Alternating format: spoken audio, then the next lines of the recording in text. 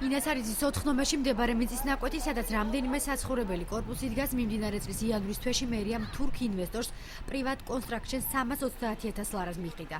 მოსახლეობა ამბობს, რომ 18 სართულიანი ბინის მშენებლობის უფლებას არავის მისცემს.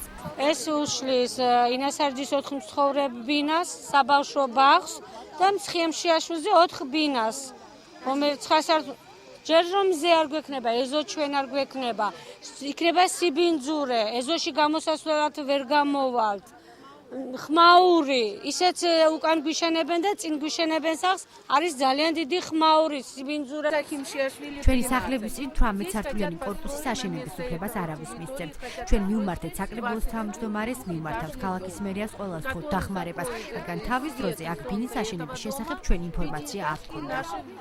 ქალაქის არქიტექტურის სამსახურის უფროსი ირაკლი სურმაინძე აცხადებს, რომ მშენებლობაზე უფლება გაცემული არ არის და ამ ეტაპზე მშენებლობის შიში მოსახლეობას არ უნდა ჰქონდეს. იმ ადამიანებს, ვისაც აქ კორპუსის აშენება არ სურს, შეუძლიათ საკითხის განხილვაში ჩაერთონ და ამის მიხედვით იქნება გადაწყვეტილება მიღებული, აცხადებს სურმაინძე. დღეისათვის ქალაქ ბათუმის მერიის მიერ მშენებლობის ნებართვა აღნიშნულ ტერიტორიაზე გაცემული არ არის, არც არქიტექტურული პროექტია შეთანხმებული. მოქმედი კანონმდებლობა ითვალისწინებს ყველა დაინტერესებული მხარის მოსაზრების მოსვლას და შემდგომ გადაწყვეტილების მიღებას.